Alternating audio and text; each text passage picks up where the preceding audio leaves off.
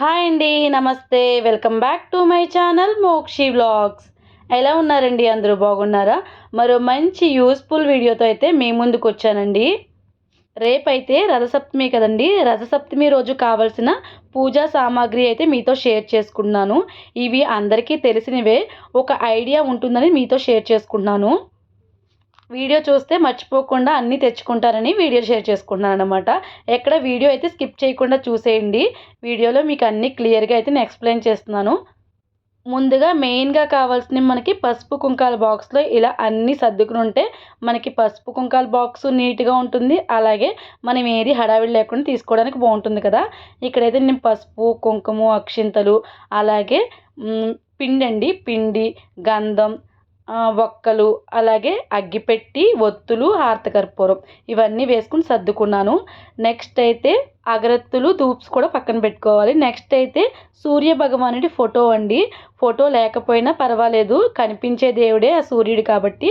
Photo లేకపోయినా మనం రథానికి పూజ చేసుకుంటాం కాబట్టి రథం పెట్టుకుంటాం, ఎదురుగా సూర్యుడు కనిపిస్తాడు కాబట్టి ఆయనకే పూజ చేసుకుంటాం. నెక్స్ట్ అయితే రథం చేసుకోవడానికి చిక్కుడుకాయలండి, 7 చిక్కుడుకాయలు అయితే కావాలి. ఇలా పొడుగు చిక్కుడుకాయలు అయితే మనకు రథం అనేది చాలా బాగా వస్తుందండి.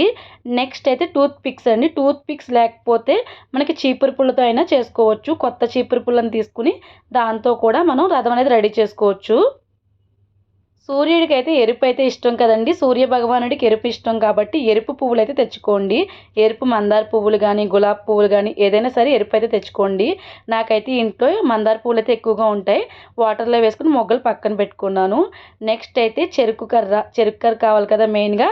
అలాగే జిల్లేడాకులు, అలాగే ఈ రేగిపళ్ళు అండి. జిల్లేడాకులు, రేగిపళ్ళు కూడా మనం తల మీద పెట్టుకుని స్నానం చేస్తాం కాబట్టి అవి మెయిన్గా మర్చిపోకండి. రేగిపళ్ళు కూడా దేవుడి దగ్గర పెట్టుకోవాలి. నెక్స్ట్ అయితే దుంపలండి, చిలకడ దుంపలు అంటారు కదా. చిలకడ దుంపలు కూడా మేము పెట్టుకుంటాం. అందరూ పెట్టుకుంటారో లేదు తెలియదు, మా సైడ్ అయితే పెట్టుకుంటాం. నెక్స్ట్ అయితే ఆవు పాలు, మనం పరవన్నం చేయడానికి ఆవు పాలు పొంగించుకోవాలి కదా. అలాగే బెల్లం అండి, మనం ఆ పాలు పొంగించుకుంటాం కాబట్టి బెల్లం వేసుకోవాలి కాబట్టి బెల్లం మెయిన్. ఆవు పాలు, బెల్లం, బియ్యం చాలండి. ఇందులో డ్రై ఫ్రూట్స్ అవి ఏమీ వేసుకోం కాబట్టి ఇవి సరిపోతాయి పరవన్నం వండుకోవడానికైతే. ఇలా మందార పువ్వులు అయితే నేను వాటర్లో వేసి పక్కన పెట్టుకున్నాను. నెక్స్ట్ అయితే జిల్లేడు పువ్వులు కూడా తెచ్చుకున్నానండి. చెరుకు కర్ర ఇవన్నీ కూడా మీతో షేర్ చేసుకున్నాను. చూస్తున్నారు కదా, ఇవన్నీ మెయిన్గా కావాల్సినవి అన్నమాట. అంటే రేగిపళ్ళు, జిల్లేడాకులు, జిల్లేడు పువ్వులు, బెల్లం, చిక్కుడుకాయలు, టూత్ పిక్స్, ఆవు పాలు మెయిన్గా కావాల్సినవి. నెక్స్ట్ అయితే ఆవు పిడకలండి, ఏరు పిడకలు అంటారు కదా. ఇలా ఏరు పిడకలు కూడా ఎండలో అయితే పెట్టుకున్నాను అనమాట. రేపు పొద్దున్న ఎండలో పెట్టుకుంటే బాగా మండుతాయి కదా, అందుకనేసి ఆవు పిడకలు కూడా ఇలా పక్కన పెట్టుకోవాలి. నెక్స్ట్ అయితే దేవుడి దగ్గర అంటే పూజ దగ్గర కావాల్సినవి అరటిపళ్ళు, తమలపాకులు, కొబ్బరికాయ కొట్టుకుంటాం కాబట్టి ఒక కొబ్బరికాయ, తాంబూలం పెట్టుకుంటాం కాబట్టి అరటిపళ్ళు, తమలపాకులు, వక్క ఇవన్నీ కావాలి.